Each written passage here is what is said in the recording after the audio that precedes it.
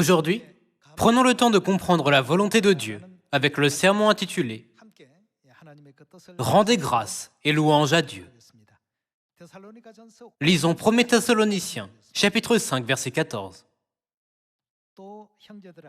Nous vous en prions aussi, frères, avertissez ceux qui vivent dans le désordre, consolez ceux qui sont abattus, supportez les faibles, usez de patience envers tous.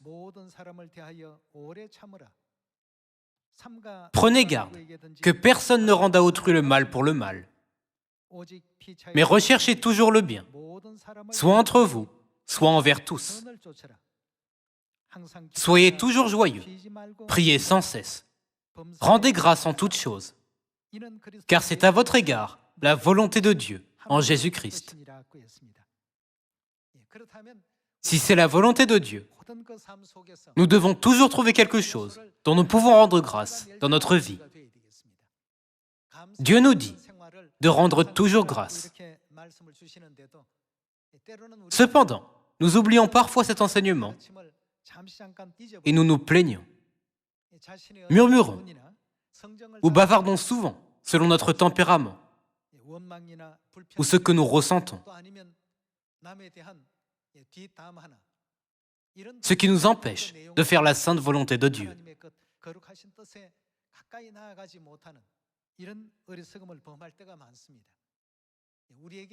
Dans toutes les situations et circonstances qui nous entourent, il y a des choses dont nous devons rendre grâce. Un journaliste a visité le siège principal de notre Église et nous a demandé pendant l'interview « Que pensez-vous de la Covid-19 » Bien sûr, il est navrant que la Covid-19 soit une maladie qui emporte la vie de nombreux gens. Cependant, cela m'a fait penser, y a-t-il quelque chose dont nous pouvons rendre grâce dans cette pandémie? Lorsque j'ai essayé de trouver des choses dont je pouvais rendre grâce dans cette situation, j'ai pu trouver beaucoup de choses qui avaient été cachées auparavant. Si la Covid-19 n'avait pas éclaté, tous les membres auraient-ils eu la chance de faire l'expérience du culte en ligne? Comme environ 12 mois se sont écoulés depuis le début de la pandémie, de nombreux membres ont visité le site web de l'Église, ont regardé les vidéos de l'Église et ont envoyé le lien à ceux qui vivent loin en disant « Regardez ces vidéos jusqu'à ce que nous puissions nous revoir ». De cette manière, la prédication, le culte et l'étude en ligne sont devenus très actifs. Avant, nous pensions tous, un jour, nous devons prêcher notre évangile en ligne. Et comme cette situation s'est produite, nous avons pu trouver plusieurs outils de l'évangile que nous n'avions pas découverts auparavant. Maintenant, nous pouvons entendre la nouvelle que beaucoup de membres portent des fruits gracieux grâce à la prédication en ligne. Comme ils envoient les sermons en ligne à leurs connaissances, à leurs amis et à leurs familles.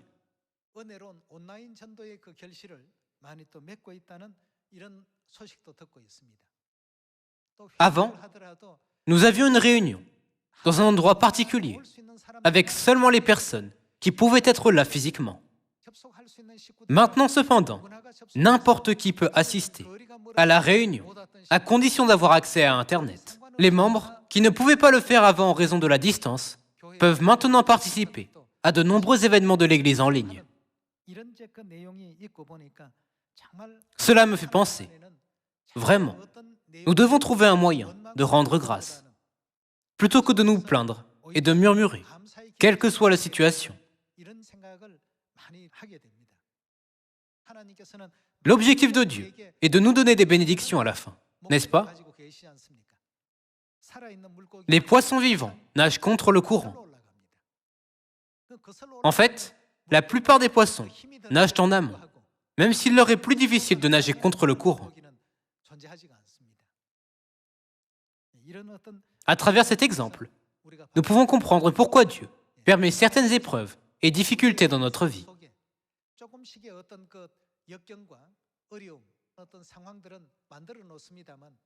Il y avait des questions auxquelles nous n'avons pas prêté beaucoup d'attention dans le passé.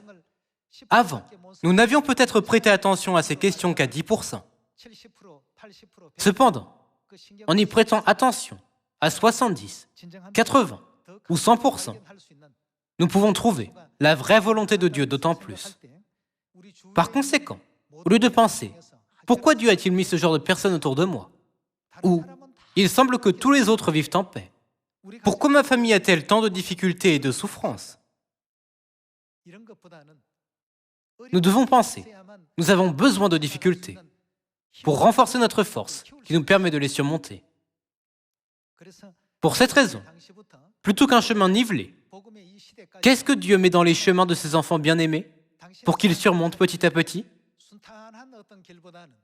Au temps de l'Église primitive comme au temps présent de l'Évangile, Dieu met des difficultés et des épreuves à surmonter. En les surmontant, nous apprenons ce dont nous n'avons pas fait l'expérience. Cependant, sans rencontrer de difficultés, nous n'apprendrons pas grand-chose, puisque nous n'y prêtons pas suffisamment attention. Cependant, maintenant avec des difficultés, nous apprendrons 90 ou 100% plus, en prêtant une attention particulière à la résolution de ces problèmes. C'est pourquoi Dieu a dit « Rendez grâce en toutes choses ». Dieu nous donne beaucoup de choses dont nous devons rendre grâce, en toutes circonstances. Nous devons croire cela et rendre grâce, louange et gloire à Dieu. Au lieu de penser « Pourquoi ai-je ces difficultés, bien que je crois en Dieu ?» Nous devons croire « Ce problème aurait pu être plus difficile. Mais Dieu l'a rendu beaucoup plus facile parce que je crois en Dieu. Ma famille aurait pu être brisée par ce problème. Mais Dieu a simplement laissé une petite partie de cela se produire afin que nous puissions apprendre la sagesse pour la surmonter. Lorsque nous rendons grâce, Dieu crée plus de choses dont nous pouvons rendre grâce.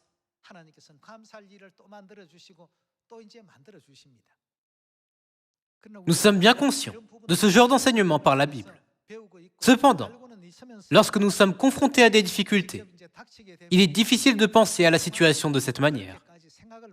Nous nous focalisons uniquement sur ce qui se passe. Pourquoi cela m'est-il arrivé? Pourquoi moi?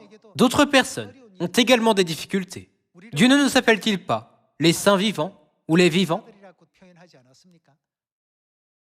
Dieu a fait en sorte que tous les êtres vivants passent par des épreuves. Si un poisson est emporté en aval par le courant, il n'est pas considéré comme vivant. Par conséquent, la Bible ne décrit-elle pas l'œuvre de l'Évangile comme une bonne souffrance? Puisque Dieu nous a appelés soldats de l'Évangile qui participent à la bonne souffrance, nous devons rendre grâce à Dieu, même pour des difficultés. Puis, nous pourrons être joyeux en rendant grâce. Nous devons arriver au royaume des cieux avec joie et reconnaissance. Nous ne devons pas nous plaindre en pensant « Pourquoi Dieu a-t-il mis seulement ce genre de personnes autour de moi?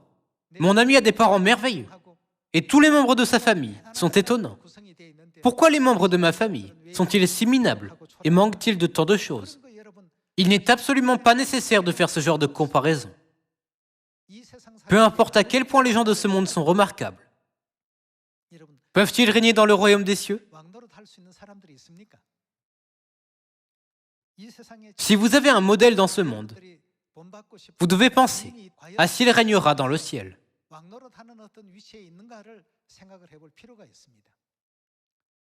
Lorsque nous irons dans le ciel, nous vivrons dans des châteaux, pleins de toutes sortes de pierres précieuses, qui sont indescriptibles. Nous sommes nés sur la terre, non pas avec une cuillère en argent, mais avec une cuillère pleine de pierres précieuses spirituellement. Cependant, en restant temporairement sur la terre, nous ne remplissons pas ce rôle. C'est pourquoi nous nous plaignons et murmurons au lieu de rendre grâce. Si nous pensons au ciel, nous pourrons endurer. Lorsque nous pensons à la gloire de régner dans le ciel, nous ne devons pas penser à qui est plus haut ou plus bas sur la terre. Nous devons plutôt penser à qui fait le plus d'efforts pour mettre la volonté de Père et Mère en pratique et ressembler à Dieu. Ces gens sont ceux qui seront les plus respectés et les plus grands dans le ciel. Nous ne devons pas penser seulement aux choses sur terre. Lorsque Dieu nous dit de nous humilier, nous devons simplement nous humilier. Et lorsque Dieu nous dit d'être prévenants, nous devons simplement être prévenants. Et lorsque Dieu nous dit d'être reconnaissants, nous devons simplement être reconnaissants. Si nous faisons ce qui est écrit dans la Bible, qui est la lettre d'amour de Père et Mère, nous pourrons être respectés dans le ciel. Parfois, nous pouvons subir des épreuves en étant persécutés, méprisés et ridiculisés par les gens de cette terre. Cependant, si nous suivons la volonté de Père et Mère, quel genre de personnes serons-nous dans le ciel? Dieu a écrit tous les moyens par lesquels nous pouvons être bénis dans ce livre. Mais qu'arrivera-t-il si nous refusons de les suivre? Dieu a dit, rendez grâce. Mais qu'arrivera-t-il si nous continuons à nous plaindre? Dieu nous a dit de voir le bon côté des choses. Mais qu'arrivera-t-il si nous continuons à souligner leur côté sombre? Le chemin du ciel sur lequel nous marchons est un chemin joyeux dont nous devons être reconnaissants. Cependant, c'est un chemin difficile du point de vue physique. C'est un chemin rude, étroit et escarpé. Cependant, lorsque nous le regardons du point de vue de la foi, c'est un chemin heureux et béni, parce que le ciel nous attend après les épreuves, n'est-ce pas? Je ne dis pas que ce chemin est nivelé physiquement. Physiquement, ce n'est pas un chemin facile. Cependant, lorsque nous couvrons ce chemin de la foi et pensons au royaume des cieux qui s'approche, notre chemin devient un chemin heureux. Frères et sœurs, disons qu'un criminel doit marcher 1 kilomètre jusqu'au lieu d'exécution. Ce chemin est plus douloureux que l'enfer. C'est le chemin le plus douloureux sur terre. Cependant, qu'arrivera-t-il si vous marchez 1 kilomètre pour rencontrer votre famille que vous n'avez pas vue depuis 30 ans ou quelqu'un que vous aimez? Quel genre de chemin est-ce alors? Même si c'est un chemin pierreux de 1 kilomètre de long, vous ne le considérerez pas comme difficile. Bien que ce soit le même environnement, il semble différent selon notre foi. Au lieu de penser que le chemin sur lequel nous marchons est douloureux et difficile, pensons au monde que Dieu nous donnera et disons, aujourd'hui aussi, je suis reconnaissant. Je suis heureux d'être avec Père et Mère. Je suis reconnaissant envers Dieu de m'avoir appelé à Sion. Je suis reconnaissant parce que Dieu m'a donné la bénédiction de la vie éternelle et le salut. Frères et sœurs, il y a des dizaines de milliers de choses dont nous pouvons rendre grâce. Cependant, si nous rejetons facilement la grâce et les bénédictions de Dieu à cause de quelque chose de petit, nous sommes pires qu'Ésaü. Rendons grâce. Ne regardons pas l'environnement autour de nous. Puisque la terre est la ville de refuge, ce n'est pas un monde comme le ciel, où tout va bien. Lorsque nous irons au ciel, nous pourrons faire tout ce que nous voulons. Dieu a créé ce système. Ne vivons-nous pas à l'époque de l'IA? Vous pouvez dire à votre cuiseur à riz de cuire du riz, et il le fera. Et dire à votre robot aspirateur de nettoyer, et il le fera. Je ne les ai jamais utilisés, mais j'ai entendu que nous avons déjà ces choses. Le monde qui est inimaginable et incomparable va devenir le nôtre dans un avenir proche. C'est la raison pour laquelle nous devons patienter avec reconnaissance et joie. Il y a une raison pour laquelle nous devons patienter et endurer. Il y a une raison pour laquelle nous devons être prévenants. N'y a-t-il pas également une raison pour laquelle nous devons nous humilier? Comme nous ne prenons pas cela en considération, mais essayons toujours de juger les choses d'un point de vue physique, nous en venons à regarder uniquement les choses qui sont juste devant nous. Parfois, c'est pourquoi nous sommes irrités par la charge de travail. En réalité, ce n'est pas qu'il y ait beaucoup de travail, mais c'est que nous ne pouvons pas gérer le travail. Puisque nous n'y arrivons pas, nous nous irritons. C'est pourquoi Dieu a dit, rendez toujours grâce et soyez joyeux. Pendant cette pandémie de coronavirus, tant de gens ont perdu leur emploi et errent maintenant à la recherche d'un emploi. Cependant, Père et Mère nous ont donné des circonstances qui nous permettent de travailler sans être fatigués jusqu'à ce que nous allions au ciel. Si nous ne rendons pas grâce, nous continuerons à penser au monde séculier. Bien que l'environnement extérieur change, le royaume des cieux ne change jamais. Le royaume des cieux reste toujours là où il est. Nous devons aller de l'avant en aspirant au ciel, n'est-ce pas? Regardons Hébreux, chapitre 9, verset 27. Et comme il est réservé aux hommes de mourir une seule fois, après quoi vient le jugement, de même Christ, qui s'est offert une seule fois pour porter les péchés de beaucoup d'hommes, apparaîtra sans péché une seconde fois à ceux qui l'attendent pour leur salut.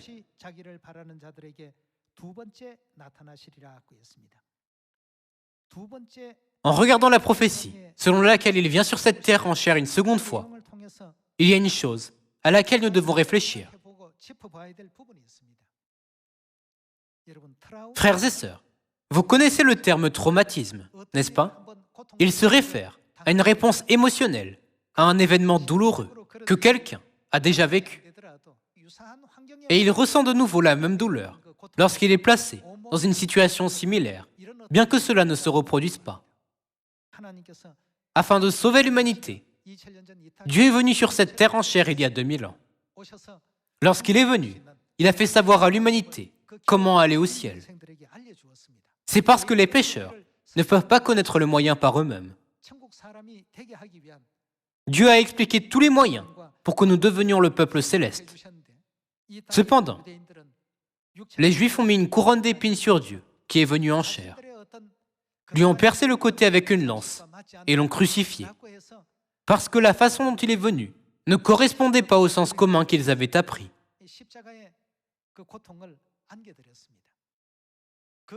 Sa douleur était si terrible qu'il y a un écrit dans la Bible, lorsqu'il priait, sa sueur devint comme des grumeaux de sang qui tombaient à terre. C'est parce qu'il pensait à une situation si douloureuse. Cela ne s'est pas terminé par sa seule pensée, mais il a été réellement méprisé, frappé et crucifié. Les gens ont même tiré au sort sa tunique et l'ont essayé tour à tour. Père a souffert de l'humiliation la plus extrême et de la pire douleur que les humains puissent ressentir.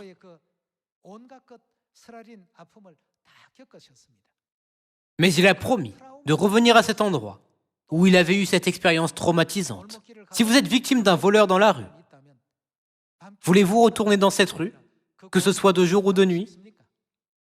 Mais notre Dieu est revenu à l'endroit où il avait eu une expérience si traumatisante. Pourquoi est-il revenu? Est-il revenu pour gagner de l'or?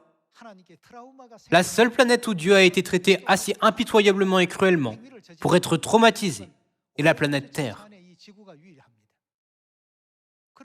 Pourquoi pensez-vous que Dieu est revenu à cet endroit? Dieu est venu pour notre salut. Puisque nous ne pouvons pas être sauvés, à moins qu'il ne vienne, Dieu est venu, bien que ce soit un endroit où il avait eu une expérience si traumatisante. Frères et sœurs, lorsque nous pensons au grand amour que Dieu nous donne, nous pouvons surmonter les petites choses dont nous faisons l'expérience, même les choses incommodes et injustes, causées par d'autres frères et sœurs. Notre Dieu a enduré une douleur encore plus grande et a silencieusement marché sur le chemin avec patience. Mais qu'arrivera-t-il si nous, les enfants de Dieu, ne pouvons pas marcher sur ce genre de chemin? Accomplissons-nous la volonté de Dieu correctement? Nous devons y réfléchir au moins une fois. Père Céleste est venu sur la terre, où il a eu une expérience extrêmement traumatisante, pour les pécheurs célestes destinés à mourir. Alors, comment devons-nous vivre notre vie à partir de maintenant?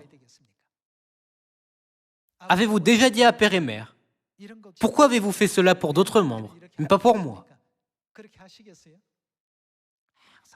Nous devons toujours être joyeux. Nous devons rendre grâce. Maintenant, nous devons devenir matures. Si tous les gens autour de moi font toujours ce que je leur demande de faire, qui peut jouer pour moi le rôle de la couronne d'épines? Qui peut jouer le rôle d'une lance qui me perce? Pouvons-nous dire que nous ressemblons à Père et avoir l'assurance que nous ressemblons à Mère? À travers ces épreuves, nous devons continuer à changer pour ressembler à Dieu. Si nous ressemblons à Père et à Mère en tout point, Il n'y a rien d'autre que les anges qui gardent les portes du ciel auront besoin de vérifier lorsque nous irons au ciel. Notre ressemblance elle-même est un certificat. C'est un chèque certifié, puisque seuls leurs enfants peuvent ressembler à Dieu le Père et à Dieu la Mère.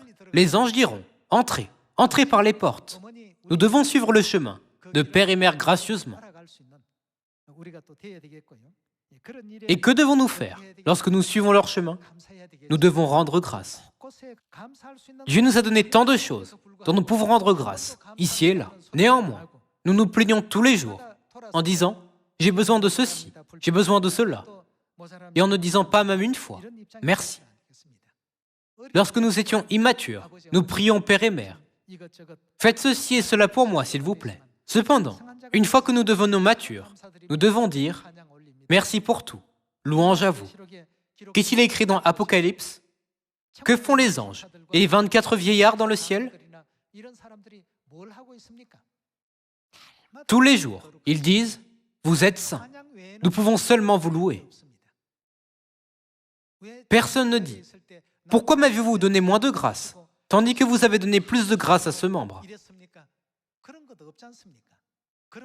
Des commentaires comme ceux-ci n'existent même pas dans le ciel. Ils disent seulement « Merci, nous vous rendons gloire. » Puisque vous avez enduré l'expérience traumatisante de la mort pour ces pécheurs, nous avons pu venir au ciel. Nous sommes extrêmement reconnaissants pour cela. Comment pouvons-nous nous plaindre ou murmurer ici?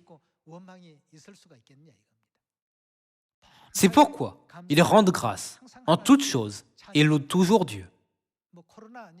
Même si une situation plus grave que cette pandémie de coronavirus survient, nous ne devons jamais oublier Dieu. Gardons toujours à l'esprit le grand amour de Dieu. Jetons un œil à Luc, chapitre 5, verset 21.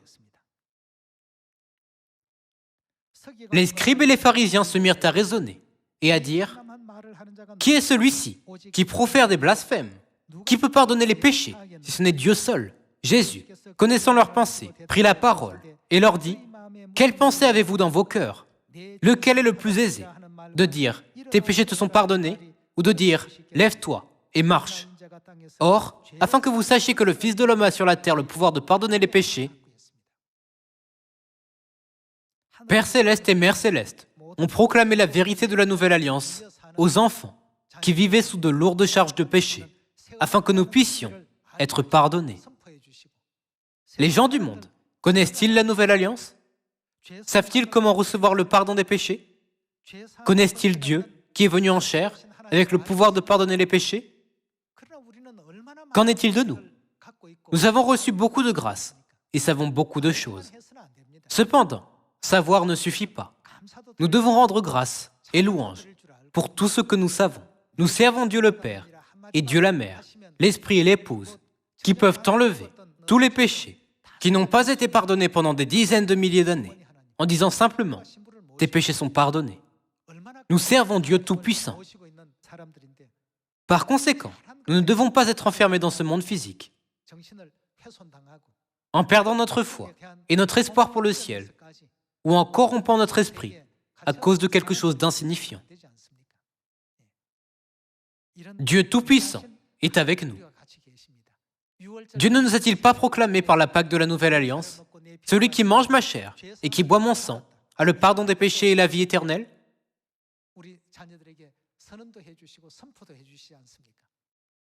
À mesure que l'économie s'améliore, les gens deviennent plus impatients face aux petits inconvénients. Autrefois, il était naturel que plusieurs personnes partagent une chambre. Bien sûr, cela ne s'applique pas à tout le monde. Cependant, de nos jours, de nombreuses personnes vivent seules. Même deux personnes d'une même famille ont du mal à vivre ensemble. Tout le monde veut sa propre chambre et son espace privé. C'est pourquoi, même si quelque chose qui est un peu désagréable se produit, cela peut causer un gros problème. C'est pourquoi Dieu a dit, les enfants de Sion doivent garder ses paroles, quel que soit l'environnement extérieur. Le royaume des cieux est pour ceux qui réussissent l'entraînement spirituel. N'est-ce pas pourquoi Dieu dit à plusieurs reprises « Obéissez à mes paroles » ? En raison de nos péchés, nous sommes actuellement confinés dans un espace physique. Cependant, lorsque nous retournerons dans notre maison céleste éternelle dans l'avenir, nous comprendrons que la raison pour laquelle Dieu nous a donné des situations frustrantes qui requéraient notre patience sur la terre était pour nous bénir. Nous comprendrons que Père et Mère nous ont donné ces enseignements dans la Bible pour nous bénir. Dans les 66 livres de la Bible, Dieu a écrit le moyen d'aller au ciel et de vivre une vie heureuse. Nous devons nous exercer à mettre en pratique les enseignements de Dieu. Faisons-le certainement. Père est venu à Sion, Mère est venue à Sion. Et ils nous ont enseigné leur voie dans ces derniers jours. Par ce seul fait que nous recevons ces enseignements de leur part, nous devons dire « Je vous remercie, je vous remercie ».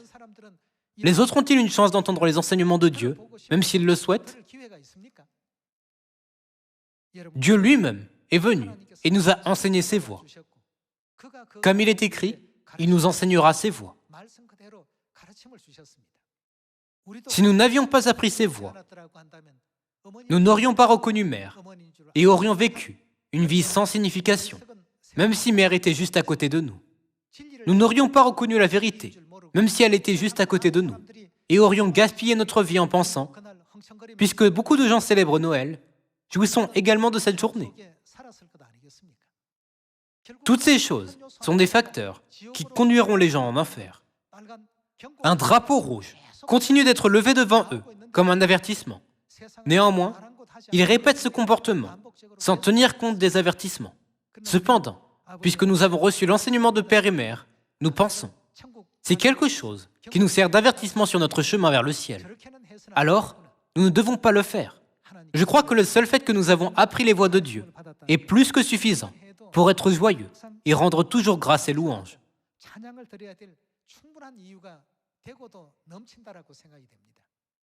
Lorsque nous pensons à la façon dont Dieu nous a enseigné ses voies dans les derniers jours et est revenu dans le monde où il avait eu un événement traumatisant, nous devons dire « Merci beaucoup, nous vous rendons gloire ». Nous n'avons pas besoin de dire quelque chose comme « Mère, je suis épuisé à cause de cela, je me sens blessé et je souffre à cause de cela ». Nous n'avons pas besoin de dire ces choses. Au lieu de cela, rendons grâce en toutes choses. Que nous soyons ou non dans la pandémie de coronavirus, pensons, je suppose qu'il y a une raison pour laquelle nous devons passer par cette pandémie. Aidons les frères et sœurs à trouver le moyen de rendre grâce à Père et à Mère, même dans cette situation. Allons à la seconde épître aux Corinthiens, chapitre 6, verset 16.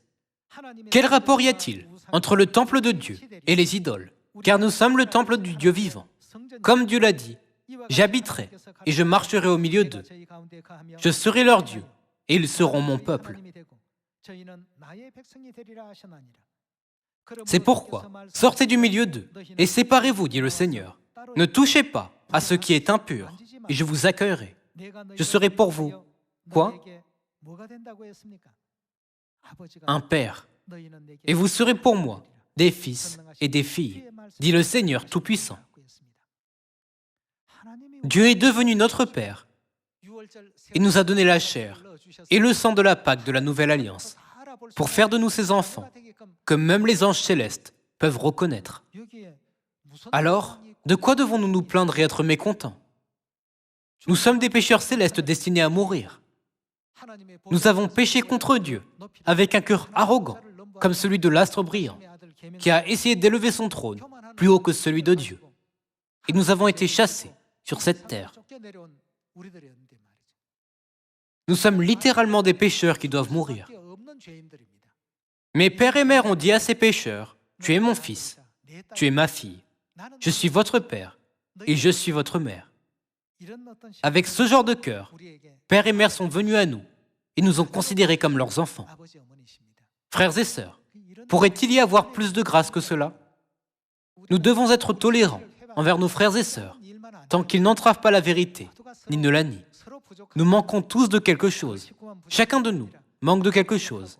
Il y a quelque chose que les autres font mieux que nous, ou pas aussi bien que nous. Puisque nous sommes tous comme cela, n'avons-nous pas besoin de nous entraider pour améliorer ce qui nous manque? afin que nous puissions devenir de bons frères et sœurs avec une bonne foi. Chaque société est actuellement déprimée. Mais nous sommes tellement reconnaissants à Dieu, même dans ce tunnel déprimant, puisque Dieu nous a donné un plus grand espoir pour un avenir brillant, même à travers la pandémie de coronavirus. Vraiment, nous ne pouvons nous empêcher de rendre grâce à Père et à Mère. Bien que le chemin physique soit un peu rude et difficile, j'espère que nous marcherons toujours sur ce chemin avec joie, en suivant Père et Mère jusqu'au ciel. Je demande à tous les détenteurs de titres et de positions de Sion, et à tous les frères et sœurs, d'être toujours joyeux et de rendre beaucoup de grâce, de gloire et de louange à Dieu. En espérant que vous avez reçu beaucoup de grâce, j'aimerais conclure le sermon d'aujourd'hui. Merci beaucoup.